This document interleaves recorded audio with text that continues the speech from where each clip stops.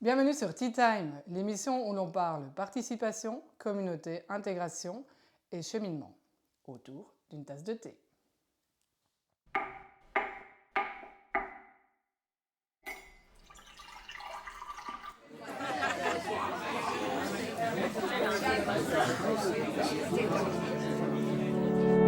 Je m'appelle Eunice, j'ai 36 ans, je suis mariée, j'ai 4 enfants.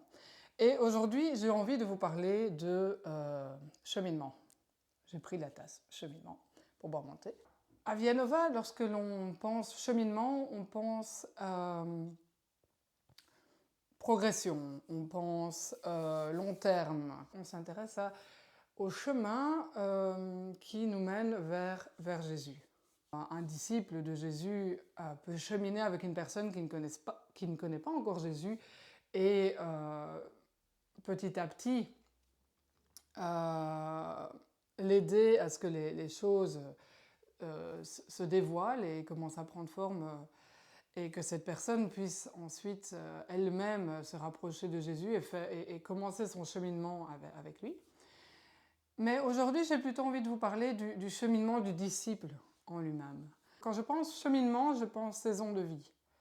La première saison de vie, finalement, c'est l'enfance. Et dans l'enfance, normalement, si tout va bien, l'enfant apprend les gestes de base, les réflexes de base, et il les apprend avec ses parents. Dans le cas d'un cheminement chrétien, je dirais c'est l'enfant qui suit ses parents à l'église, de gré ou de force, et qui apprend les choses de base, qui apprend qui est Jésus, qui apprend qui est Dieu, qui apprend le Saint-Esprit, qui apprend les histoires, qui apprend le narratif biblique. Ce premier contact avec la communauté, comme un enfant a un premier contact avec sa famille proche et puis un peu plus large. Ouais, ça, c'est le stade de l'enfance. Ensuite, on a le stade de l'adolescence, où l'enfant, ayant grandi, commence à remettre en question ce qu'il a appris. Et encore une fois, dans le cadre du cheminement chrétien, ça peut être le moment où le jeune homme ou la jeune fille se dit « Bon, on m'a appris les bases de la foi, est-ce que c'est vraiment pour moi ?» Et donc, par exemple, dans mon cas, à l'adolescence, c'est le moment où je me suis dit « Est-ce que c'est vraiment ça que je veux ?» C'est là où j'ai fait un pas personnel, si vous voulez, vers Jésus. Et c'est également le moment où j'ai voulu le montrer par le baptême. Et c'est également le moment où j'ai commencé à vraiment me pencher sur peut-être moins le narratif biblique, mais plus sur les épîtres, par exemple.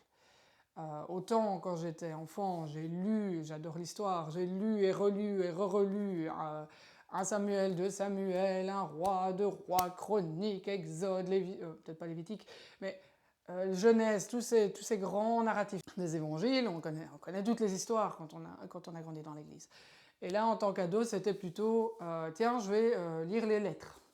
Je vais lire les lettres de Paul, les lettres de Jean, les lettres de Pierre, je vais m'essayer à l'Apocalypse. Ensuite, il y a le stade jeune adulte. Alors, le jeune adulte, on va le situer 18, début de la vingtaine. Et alors ça, c'est le moment où on sait qu'on ne sait pas tout, mais en même temps, on sait qu'on sait. Et donc, tant dans la vie qu'au niveau chrétien, on aime bien avoir des certitudes. Et donc ça, c'est vraiment ce dont je me souviens dans mon cheminement de vie et mon cheminement chrétien. Quand j'avais 20 ans, je ne veux pas dire que je savais tout, mais il fallait que ce soit ancré. Alors, il me fallait des doctrines claires et nettes.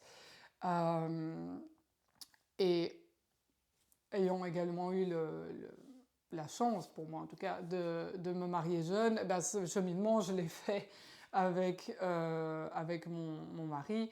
Et donc, on s'est fortifié, en fait, dans cet affermissement de notre foi, et également vraiment une structure. Parce qu'à 20 ans, 25, c'est le moment également où on commence à se dire qu'est-ce que je veux faire de ma vie, et on commence à structurer sa vie. Ensuite, la trentaine, et là, fin de la vingtaine, et puis la trentaine, c'est le moment, si Si Dieu vous donne ce privilège, c'est le moment où l'on devient parent. Et en tout cas, bon, pour nous, voilà. On est devenu parent et c'est le moment où toutes les certitudes de la vingtaine commencent à s'effriter. Il y a tout qui explose en fait. Parce qu'on commence à devoir s'occuper d'autres personnes. Alors au début, on a un sentiment de responsabilité, et puis en fait, au fur et à mesure des années, on commence à se confronter à une volonté. Si vous avez plusieurs enfants, comme nous on en a 15, eh bien ça fait 6 personnes avec des volontés différentes dans la maison, et donc vous imaginez bien que les volontés, elles s'entrechoquent. Et il y a comme une implosion à l'intérieur de nous-mêmes, et on doit se reconstruire. Et en fait, ma foi, c'est un peu ça, c'est toutes ces certitudes, même doctrinales et tout ça, pas forcément à cause des enfants, parce que c'est une saison de vie, je pense, à la trentaine, où on commence à, comme à l'adolescence, on a remis les choses en question, là on les remet encore plus en profondeur, on va chercher encore plus loin, quitte à laisser des choses imploser à l'intérieur, pour se reconstruire, pour avoir une foi qui commence à s'ancrer dans la réalité, et pas juste théorique. Alors, j'ai 36 ans, je n'ai pas encore passé le stade de la quarantaine, la cinquantaine, soixantaine, septantaine, tout ça c'est loin. Ce que je sais, c'est que ce cheminement, je ne peux pas l'accomplir seul, c'est impossible, même avec un conjoint. Ce cheminement, on a besoin d'être en communauté. Et donc, là est toute l'importance de la communauté. Nous ne pouvons pas être seuls. Nous avons besoin les uns des autres, pas seulement pour avoir des garde-fous, des limites et des conseils, mais pour être nous-mêmes des garde-fous et des limites et des conseils pour d'autres personnes. Et pas juste une communauté, voilà, je suis dans un groupe et on vit tous un cheminement, mais en fait on n'en parle pas. Non, une communauté où l'on participe, où on ose parler, on ose parler de ces problèmes. Alors cela peut se faire sur divers plans, on peut rejoindre un plus petit groupe de partage, un groupe 3D avec 3 personnes, avoir un mentor, etc., etc. Mais pour cheminer, ne négligez pas la nécessité de la communauté, de la participation. Et ensuite, pour boucler la boucle vienne, l'intégration, parce que dans le cheminement n'est pas que intellectuel et ne se fait pas non plus que dans notre petite bulle de communauté.